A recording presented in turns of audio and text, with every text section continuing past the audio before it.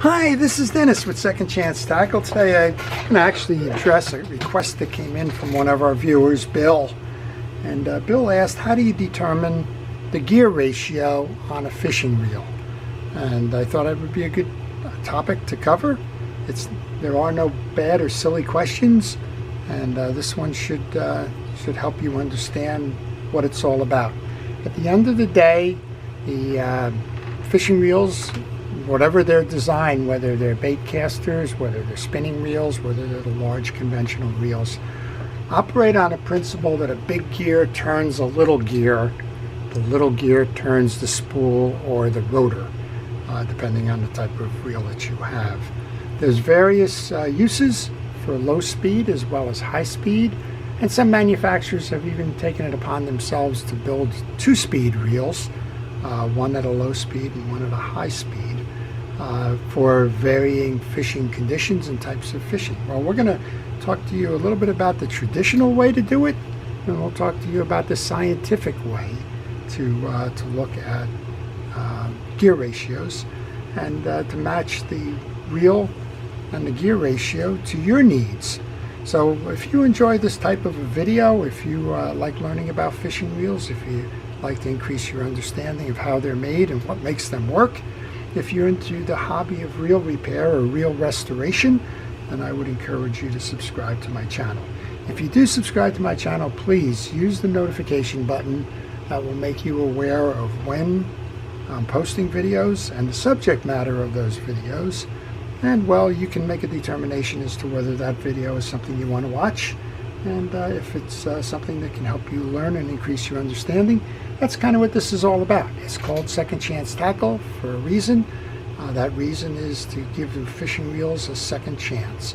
A lot of reels break and they wind up on the shelves or in worse places because there's no one to repair them or keep them maintained. And we like to get those out there by showing you how to repair and service them. And a lot of reels have sentimental value, so that makes a lot of sense to repair those as well. So in my channel, you'll see me working on all kinds of fishing reels. It'll be bait casters, old and new. It'll be spinning reels, old and new, and vintage and everything else. It'll be collectibles, and it'll be your average garden variety hardware store reel or department store reel that exists to this day with certain purposes. Well, let's get started on this then. So the gear ratio, generally speaking, the main gear is the big gear, and the pinion gear is the smaller gear. The main gear will turn the pinion gear, and that pinion gear will turn the spool. That's kind of how these are set up. Well, let's go old school for a moment. We'll show you how to do it if you don't have any measuring tools and the like, and we're going to use a Penn Senator 4.0 for that purpose. Set your handle to a recognizable part of the reel, 12 noon or whatever. In this case, I'm going to line the handle with the free spool lever, and we're going to use that as a start. A gear ratio is how many times does the spool turn, or pinion gear turn, to one revolution of the main gear. Well, the old school way of doing that is to just mark your spool. I'm going to use a piece of tape for that. And put a corresponding mark, another piece of tape, as the starting point with the handle opposite the lever drag. And you want to count, as you rotate this, count the number of times that the spool moves to one revolution of the handle where it comes back up here to the lever drag. So let's do that. That's 1. That's 2. That's 3, and a fraction.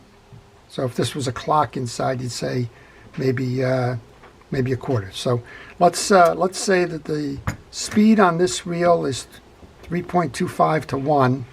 I'd actually have to go and look at the specs on that, but I know that's pretty close to what this reel is. Well, that's the way to do it old school, and if you're just curious about it, that's probably the easiest way to do it. Well, inside those reels, there's the main gear and there is the pinion gear. I'm going to use a Calcutta 200 as the example here. When you remove the case, removing the case is similar to taking all of the screws out of here. This is going to be a different ratio, by the way, but if you took all of these off, you would find component similar to this underneath, and you have a main gear and you have a pinion gear. This is the side of the pinion gear that's going to drive the spool. This is the side of the gear that's going to be driven by the main gear. And as I mentioned, the main gear is larger than the pinion gear. So let's take a look then at the math behind this. Well, you want to measure the main gear diameter. Now, because it's of the way that it works, you don't want the absolute outside because that's not what's driving it. You actually want where the teeth, the inner V of the teeth, that diameter, one side to the other. So let's take a quick look at this, and this will be approximate, but you'll get the idea. Okay, so let's measure the diameter of the main gear. It's not quite that simple. What you want to do, you want to measure from the notch, the inside notch of that, not the complete outside. But let's do that notch. And I'm using a digital caliper. I use it an awful lot. All right, this says about 28.8. So let's write the 28.8 down to the inside of that notch. And then we're going to do the same thing here. We're going to measure to the inside notch of the pinion gear at 180 degrees. So start like that and move it in. And that looks like it's just about 6. So if you divide that 28.8, I'm going to go get my calculator now, 28.8 divided by 6 is 4.8. And I think that's probably right around what this this reel is, 4.8.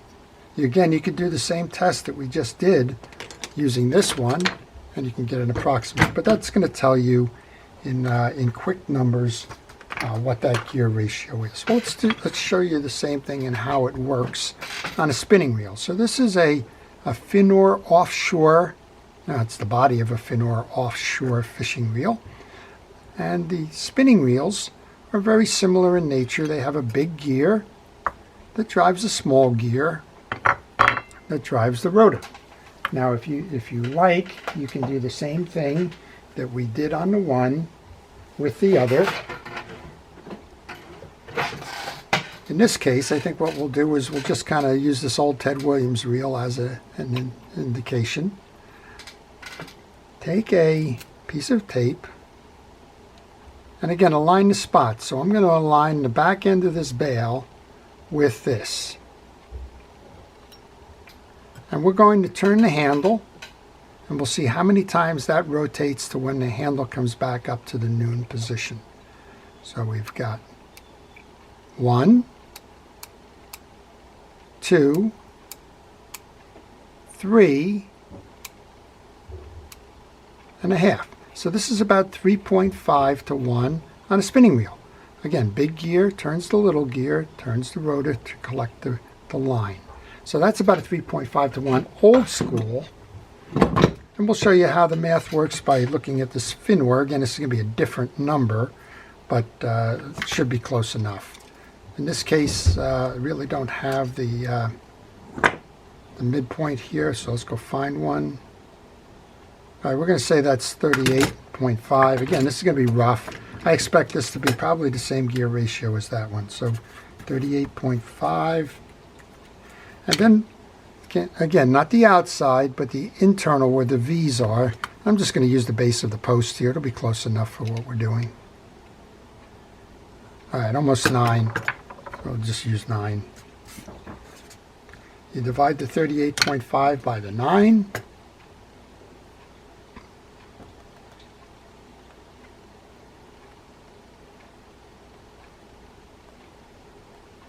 And 4.2. So somewhere in the 4 ranges. It says 4.2. It might be 4.3, 4. I'm not quite sure exactly what it is.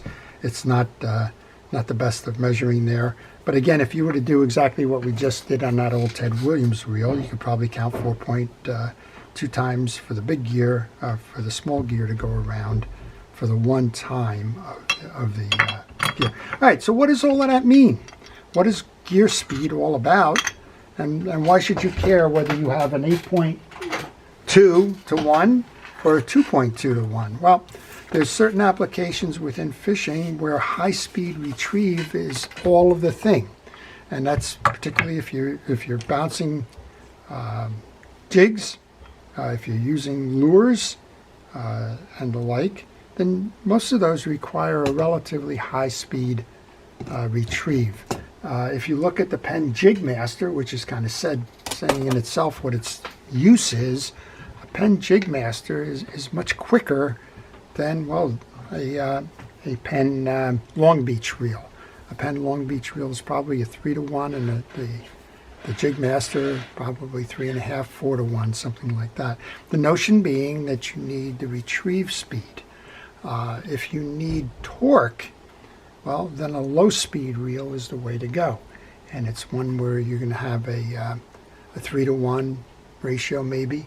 And those dual-speed reels, you'll probably find they go 3 to 1 for basic bottom fishing and the like, and much higher, maybe 5 to 1 for the retrieve on the 2-speed, where you need to crank and move bait or lures quickly through the water. So there's all kinds of designs. All of them are based on the tenet that the big gear drives a little gear, turns a spool, and the gear ratios will vary based on the type of fishing that reel is designed for. It'd be very unusual to find an 8 to 1 in a reel like this, but there are conventional reels out there, particularly the newer ones. If you look at, say, a Shimano Torium or that have 6.0 to 1 type of retrieves. It's not appropriate for all, but for a lot of fishing applications it is. So when you're considering purchasing a reel, make sure that you define what your needs are and then match the speed to the need, and you'll be happy with the results. So Bill, I hope this answers your question on how do you determine gear ratio, and to those of you that are looking for the learning experience of my channel, I hope you've learned something from this. This is Dennis with Second Chance Tackle. I want to thank our first responders and essential personnel for everything it is that they do.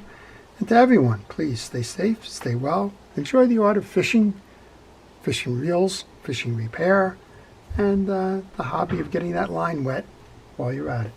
This is Dennis with Second Chance Tackle. Have a great day.